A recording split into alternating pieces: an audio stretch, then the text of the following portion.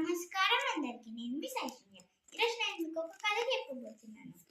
ఒక ఊరిలో ఒక ఊరి ఉండేది. ఆ ఊరి పేరు డోలక్పూర్. అయితే దాంట్లో ఒక యువరాణి ఉండేది. ఆమె పేరు గీత. ఆమెకి ఇద్దరు చెల్లెళ్ళు.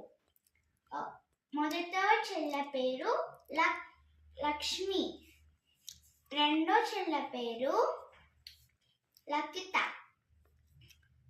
అయితే వాళ్ళందరూ సంతోషంగా ఉండేవాళ్ళంట. కానీ హఠాత్తుగా ఒకరోజు ఒక మంత్రగాడు వచ్చాడంట. ఆమె చిన్న చెల్లి లకితని ఆయన ఎత్తుకుపోయాడు. అయితే ఈ అక్క చెల్లెళ్ళిద్దరూ ఏం చేయాలో వాళ్ళకి అర్థం కాలేదు.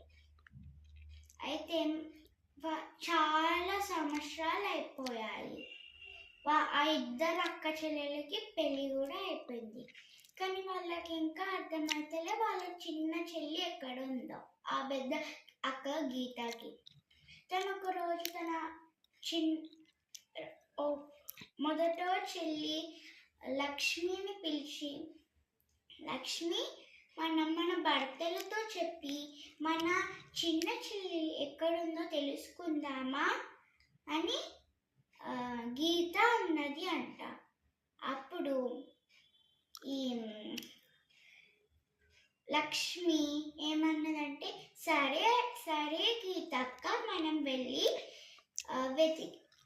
మనం కూడా వెళ్ళి వెతుకుదాం, మన భర్తలకు కూడా చెప్దాము అన్నదంట. సరే మరి ఈరోజు రాత్రి నువ్వు నీ భర్తకు చెప్పు, నేను నా భర్తకు చెప్తా అని అన్నదంట గీత. సాయంత్రం అవ్వబోతుంది. వాళ్ళిద్దరూ వెళ్ళి వాళ్ళ భర్తలకు చెప్పారంట. వాళ్ళ భర్తలు కూడా సరే అని వాళ్ళ భర్తలకు కూడా ఒక చిన్న తమ్ముడు ఉండే అంటారు. ఆయన పేరు రాజేష్. మేము నీకు సహాయం చేస్తాము, కానీ లకిత తిరిగి వచ్చిన తర్వాత నా చిన్న తమ్ముడు రాజేష్ ఇంకా లకితకి పెళ్ళి చేద్దామా అని అంటారంట ఇద్దరు. సరే చేద్దాము అంటారంట ఆ ఇద్దరు అక్క చెల్లెళ్ళు. వాళ్ళిద్దరు భర్తలు వెతకడానికి వెళ్ళారంట. కానీ ఎంత వెతికినా వాళ్ళు దొరకలేదు. వాళ్ళు కూడా తిరిగి రాలేదు. అప్పుడు